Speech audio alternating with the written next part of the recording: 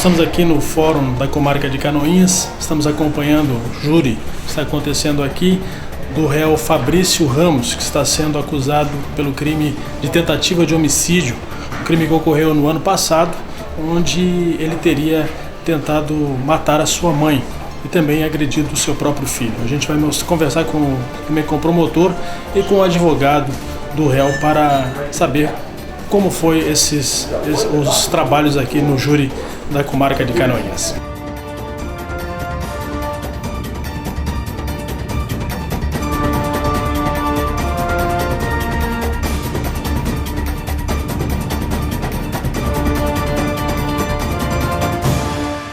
Galeria Band com as melhores opções em compras. Galeria Band. Acesso pelas ruas Paula Pereira e Major Vieira, com a Band Matriz, Band Hering, Band Boutique, Band Brinquedos e Restaurante Band, com delicioso buffet completo a partir das 11h30 e aos sábados, deliciosa feijoada. Venha para a Galeria Band e faça suas compras com a facilidade que só o cliente Band tem. Band veste você, veste a vida.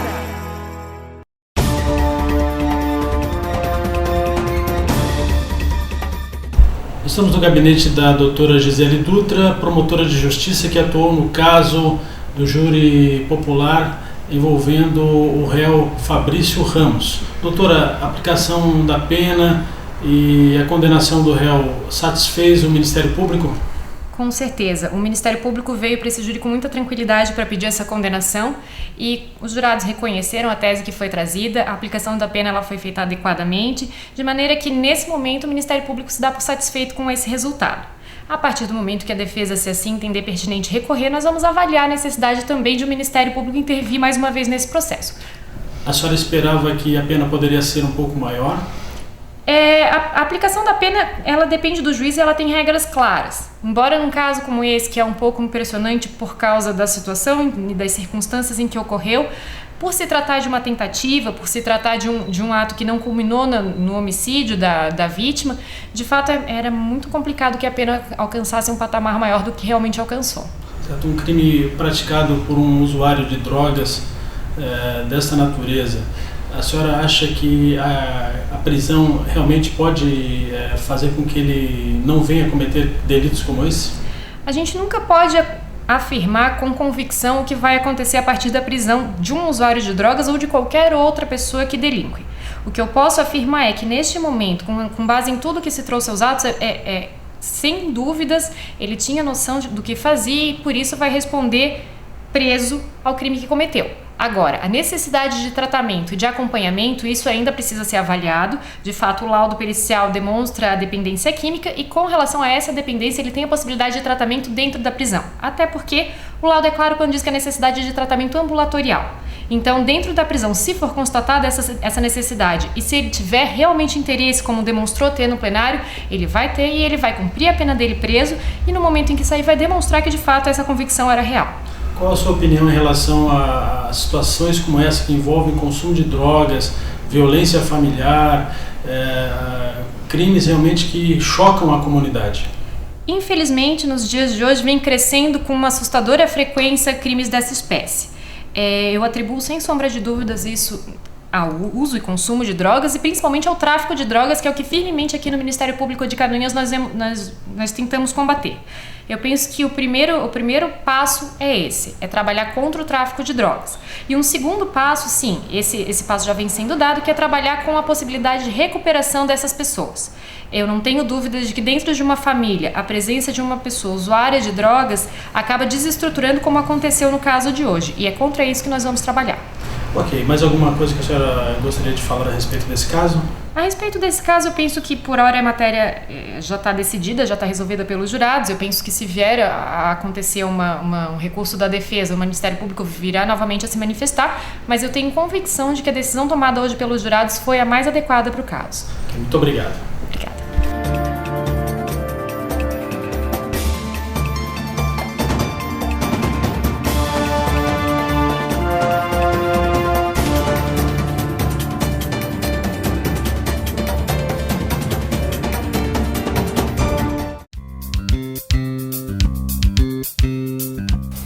Olá pessoal, nós estamos aqui na Automecânica e Peças Léo e a gente vai falar sobre um assunto super importante, manutenção preventiva.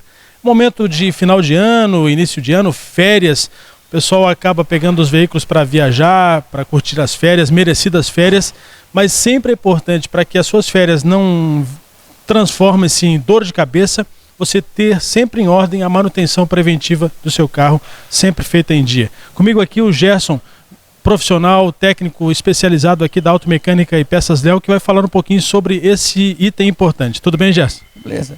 Joaquim, a gente sempre ressalta às pessoas que não é só na final de ano que você tem que fazer manutenção preventiva.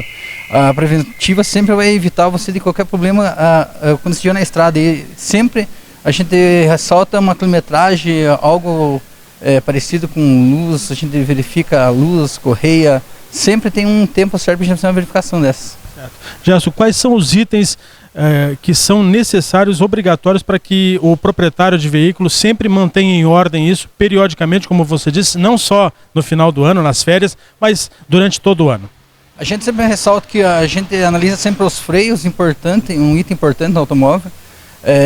À medida que você vai rodando com o carro, o óleo de freio absorve a água e você descendo uma serra, algumas pessoas têm dificuldade às vezes no freio. Isso é um item importante a gente ver as pastilhas, ver os discos, a gente vê a correia dentada sempre. A parte de aquecimento, muito importante, sempre na viagem, você pode ver que você repara, tem gente encostada lá com o carro fervendo. São itens digamos, os principais itens a ser verificado. A questão do freio, você falou a importância da manutenção. De quanto em quanto tempo ou qual a quilometragem necessária para que a pessoa procure a oficina já para verificar isso? A gente recomenda a troca de óleo uma vez por ano e a cada 10 mil fazer a verificação completa do sistema. Isso é preventivo, não contendo avarias nenhuma, você pode rodar tranquilo uns 10 mil ou um ano com o óleo de freio.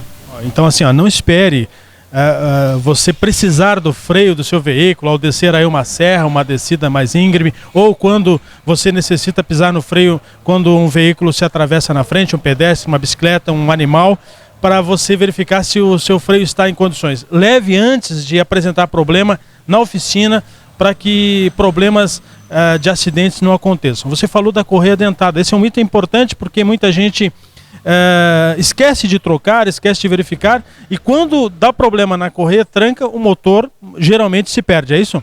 Infelizmente a correia dentada, quando quebra, você fica na rua em qualquer lugar, não importa se o carro é novo ou velho, ele vai te deixar na mão. A gente faz sempre acompanhamento do carro nesses casos e quando dá uma certa quilometragem, devido não ter como você testar ela, a gente sempre ressalta que tem que ser trocada pela quilometragem. Então assim, não esperar começar a dar problema ou apresentar ele pode dar problema e quando apresenta problema, às vezes é perda total do motor. Geralmente, no mínimo o cabeçote ele quebra as válvulas, no mínimo. E pela infelicidade, às vezes você pode danificar inteiro o motor. Quanto custa uma correia mais ou menos? Ela chega a custar no máximo de 10% do valor total de uma quebra no cabeçote. Então, a correia, para trocar uma correia, quanto custa mais ou menos? Aproximadamente? 50 a 60 reais. 50 a 60 reais é o custo para você trocar uma correia dentada. E se acontecer de o cliente, do proprietário do veículo, não trocar, mais ou menos quanto que ele vai gastar se der problema? Com certeza perto ou acima de R$1.000. Olha só, então vale a pena você fazer a preventiva antes, custa pouco, R$50 você troca esse item importante, né? Procure levar sempre o seu carro para fazer essa manutenção e evitar gastos maiores e claro, não só a questão do gasto, mas você ficar na estrada, num momento difícil, aí num trânsito complicado que a gente está vivendo hoje em dia, às vezes você perde trabalho, você vai perder um tempo precioso e, claro, colocar aí uma situação de risco para a sua família e perder todas as férias que você programou todo ano. Além desses itens, quais seriam outros itens importantes, Gerson? A gente sempre faz verificação inteira do sistema elétrico, tipo as luzes, faz verificação de luzes, extintores, palhetas, as coisas necessidades essenciais do carro. A gente faz alinhamento e balanceamento, toda a parte elétrica a gente verifica, e isso são as coisas essenciais para você ir rodar tranquilo. A gente faz a troca de óleo, a troca de filtro, faz acompanhamento desse aí, filtro combustível. É tudo coisa que você pode ficar na rua, mas bem acompanhadinho você sempre vai ter a certeza que vai estar bem muito bem assessorado pela nossa equipe, que pode chegar que a gente faz um acompanhamento tranquilo do seu automóvel. Ok, então a dica está dada. Automecânica e Peças Léo fica aqui em Canoinhas, o endereço está no seu vídeo. É uma oficina credenciada aí pela rede de oficinas Bosch. Rede Bosch Car Service. Ela tem know-how já numa empresa de 35 anos no mercado. Você pode vir e contar com a nossa equipe, que tem pessoas especializadas para cuidar do seu automóvel. Ok, então aí a dica está dada. Esse profissional faz a diferença. O Gerson e todos os profissionais aqui da Automecânica e Peças Léo podem fazer a diferença na vida útil do seu carro. Então não espera, vem para cá, o pessoal está aguardando você, ok? Obrigado, Gerson. Obrigado, Chiquinha. Esperamos você aqui, caro cliente. Ok, a dica está dada, vem para cá.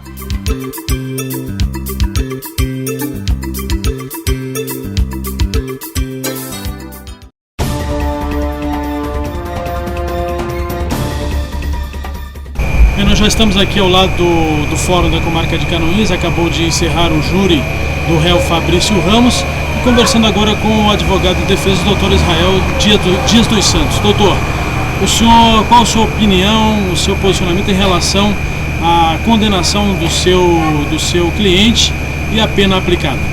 Bem, em relação à pena aplicada, em face do resultado, aí o doutor juiz Bernardo foi complacente com a pena. Mas em relação ao corpo de jurado, achei que não seguiram, infelizmente, não se atentaram para as provas dos autos, porque está provadíssimo que ele era dependente químico e que precisava e precisa de tratamento. E o próprio laudo pericial foi categórico em afirmar tal ponto de vista, que foi o tempo todo defendido esta tese, em face do laudo pericial ser contraditório e existindo a contradição, favorece sempre o réu, indúbio para o réu, e não foi o que aconteceu. Lamentavelmente o corpo de jurado teve uma outra visão que chegou a ficar complicado para a defesa a partir desse resultado que foi extremamente negativo, mas que de qualquer forma nós faremos, evidentemente, o recurso cabível, e eu tenho certeza que em segundo grau será reformado, uma vez que a prova é contrária à prova dos autos. O senhor acha que os jurados se equivocaram ou foram motivados pela comoção que o caso se deu na comunidade? Eu não tenho dúvida que foi pela comoção mais do que pela aplicação da justiça. O que eu sinto bastante é nesse sentido, porque quando nós estamos julgando, nós devemos esquecer se a pessoa tem um crime ou não fora, o que deixa para ser julgado aquele, no momento oportuno, não misturar tudo. Eu acredito que houve, por parte dos jurados, uma desatenção nesse sentido, lamentavelmente. O senhor acha que condenações como essa, penas como essa, aplicadas a usuários de drogas que agiram talvez em função desse fato, o senhor acha que isso pode recuperar uma pessoa como essa na cadeia? Evidentemente que ele já não estava recuperado quando ele estava convivendo em sociedade.